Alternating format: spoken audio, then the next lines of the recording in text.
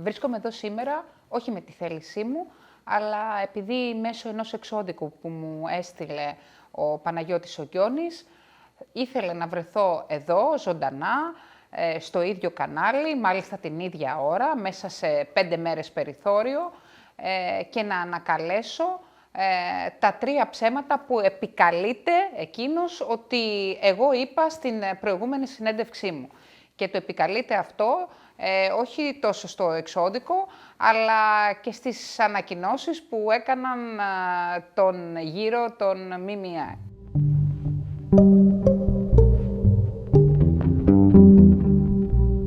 Ας ξεκινήσουμε λοιπόν από το πρώτο που αφορά την τοποθέτηση του Παναγιώτη Γκιόνη ως μέλος του ΔΣ και εκπρόσωπο των αθλητών. Ο ίδιος έβαλε κάποια πρακτικά στη συνέντευξή του.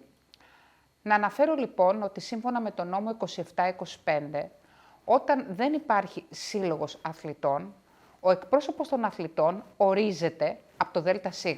Έτσι έγινε και στην περίπτωση του Παναγιώτη Γκιόνη. Ορίστηκε από το ΔΣ. Ήταν η μοναδική πρόταση που έγινε από τον κύριο Παπαγεωργίου. Δεν υπήρχε άλλος αθλητής, δεν υπήρχε επιλογή. Ήτανε ο ένας και μοναδικός, ορίστηκε ομόφωνα από το ΔΣ, γιατί στη συγκεκριμένη στιγμή που έπεσε το όνομά του, θεωρήθηκε και η καλύτερη επιλογή λόγω του κύρους το οποίο είχε. Ορισμός λοιπόν σημαίνει τοποθέτηση. Δεν υπήρξε καμία εκλογική διαδικασία. Έτσι ορίζεται από τον νόμο και έτσι ακολουθήθηκε και στην προκειμένη περίπτωση. Δεν μπορώ να καταλάβω τι έχει παρανοήσει ο Παναγιώτης και λέει μάλιστα ότι είναι παρήσακτος, ότι τον κάνω εγώ να φαίνεται παρήσακτος. Παρήσακτος πού, σε τι, γιατί. Δεν μπορώ να καταλάβω πραγματικά.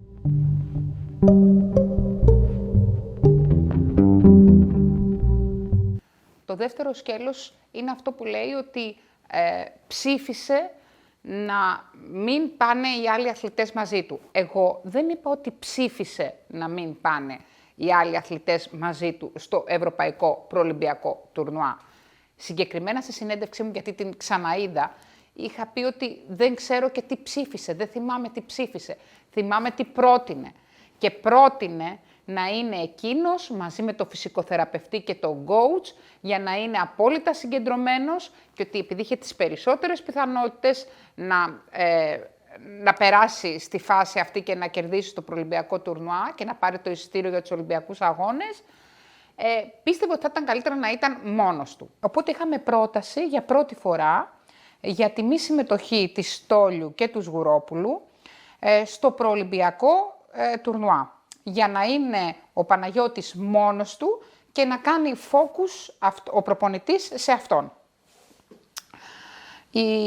Έληξε οριακά με ένα ψήφο. Από ό,τι θυμάμαι, δεν ξέρω αν ψήφισε ο Παναγιώτης, πρέπει να δω τα πρακτικά. Η εισήγησή του ήταν να μην πάνε, γιατί τον ερώτησα κιόλας, το θυμάμαι, ότι Παναγιώτη, πιστεύεις ότι θα σε εμποδίσουν? Ναι, μου λέει, θέλω να είμαι πιο συγκεντρωμένος. Αυτό πίστευε, αυτό είπε στο ΔΣ, από τα πρακτικά δεν φαίνεται. Υπάρχει μια πρόταση που λέει ότι υπήρξε συζήτηση και αυτό φαίνεται ότι έγινε συζήτηση. Τα πρακτικά δεν είναι όλα γραμμένα για λόγο περικόβονται κάποιες στιγμές γιατί είναι μακροσκελείς οι συζητήσεις που γίνονται. Υπάρχουν όμως ηχητικά ντοκουμέντα, καθώς επίσης υπάρχουν και οι μαρτυρίες των μελών του ΔΣ που μπορούν να το επιβεβαιώσουν αυτό.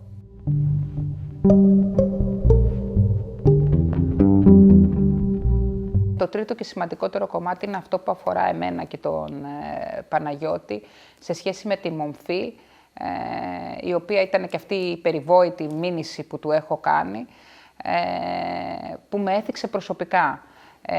Στη μομφή δεν μιλούσε, η μομφή δεν ήταν 2 σειρές, να γράφει ότι δεν ακολουθήθηκε η νόμιμη διαδικασία να περάσει το θέμα από το ΔΣ. Υπήρχε μια σωρία από καταγγελίες απέναντί μου, ότι δεν ακολούθησα τον κώδικα δεοντολογίας, ο κώδικας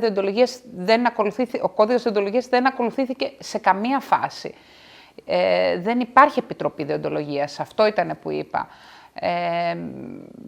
Τίποτα δεν έγινε όπως θα έπρεπε να γίνει, έγιναν όλα λάθος σε αυτή τη φάση.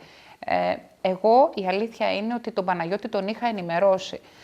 Τον είχα ενημερώσει όχι μόνο προφορικά, αλλά και στις 4 Φλεβάρι είχα στείλει mail σε αυτόν, στον Κώστα τον Βατσακλή, στον πρόεδρο της Ομοσπονδίας, τον κύριο Παπαγεωργίου, στον αντιπρόεδρο της Ομοσπονδίας, τον κύριο Τέρπο και στον κύριο Καρίτσα. Αυτή είναι η αλήθεια, ότι εγώ τους είχα ενημερώσει επίσημα και τους είχα ενημερώσει πάνω στον πανικό μου, αφού είχαν περάσει πάνω από 1 εβδομάδα και κανείς δεν είχε κάνει τίποτα. Ο Παναγιώτης δεν με πήρε ούτε μισό τηλέφωνο.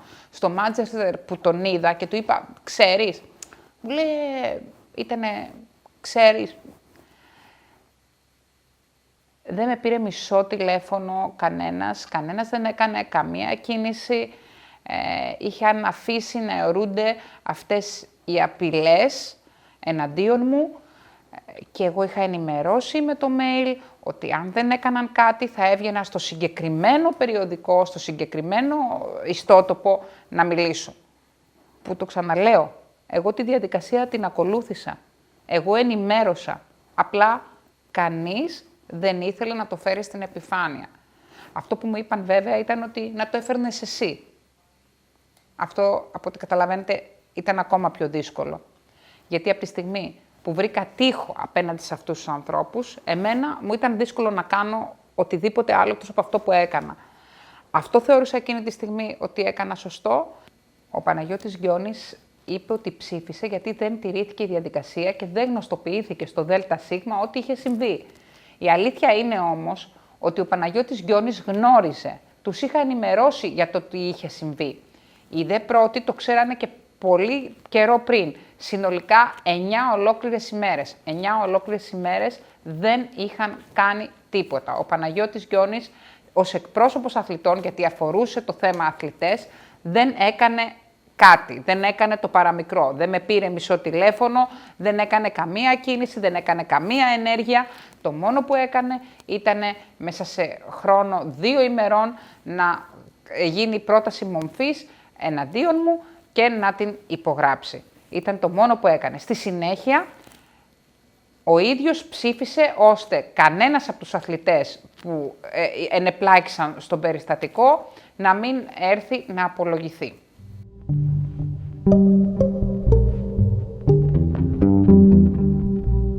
Και στη συνέχεια λέει ότι προσπαθώ να μειώσω το έργο του ως αθλητή.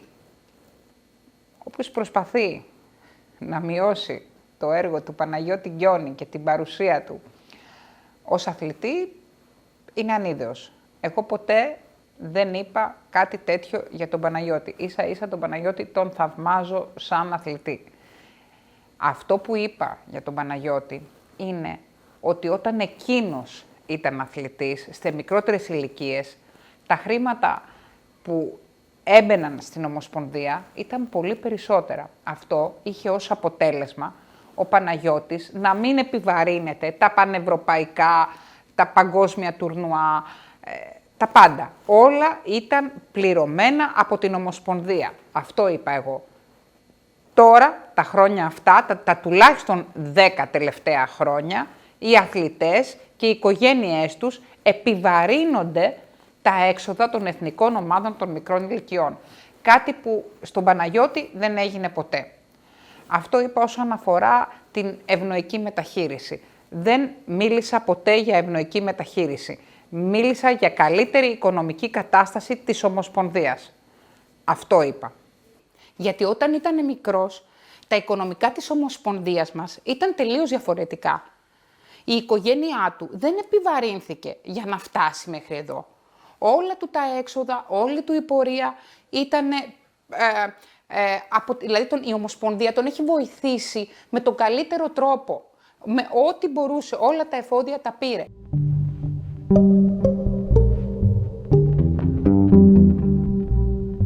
Ένα άλλο κομμάτι ήταν η κοινωνική δράση του Παναγιώτη του Γκιόνη.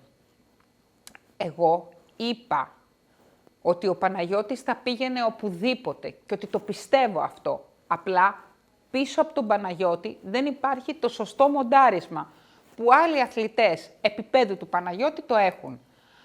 Αυτό είπα. Ήμουν εντελώς ξεκάθαρη σε αυτά που είπα και δεν μπορώ να καταλάβω γιατί ο Παναγιώτης το κάνει αυτό. Γιατί προσπαθεί μέσα από αυτά τα ψέματα να με κατηγορήσει.